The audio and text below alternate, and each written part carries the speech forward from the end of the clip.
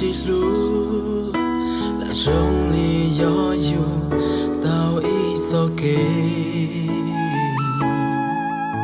chỉ cú yua ti cho cả mù pi đua chia ô bên cháu kê đua ý sao chỉ cầu thời gian quay trở lại để anh gần em hơn nữa sẽ không rời xa để người ấy thế ai dù là sông bão có về đây dẫu dòng đời đổi thay sẽ ôm chặt em để ta được bên nhau.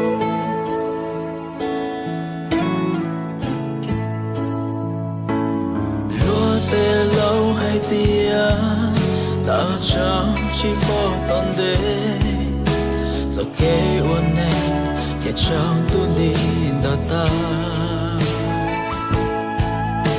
hãy cú kia lý yua kê mù đế uốn lúa li nó để chỉ tao kê ta nở cho kê cho con giờ thì tao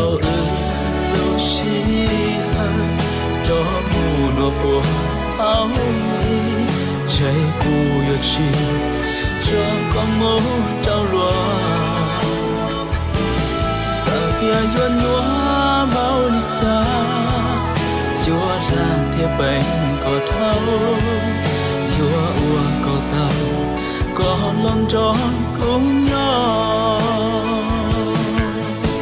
và tiền nắng thì không có vệt đêm mà êm đềm sẽ không tồn tại mãi.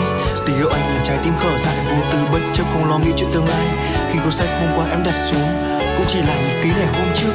Tình yêu đó em lạnh lùng xóa đi cũng chỉ vì anh đã nói hai tự chia ly. Rồi anh sẽ giữ những kỷ niệm của đôi ta. Anh sẽ phải nhắc mình rồi mọi chuyện cũng sẽ qua. 4 năm chia xa đâu sẽ xóa đi tất cả. Nhưng tình yêu trong anh bây giờ chỉ là người đi phía xa. Giống như ta chưa một lần quen nhau.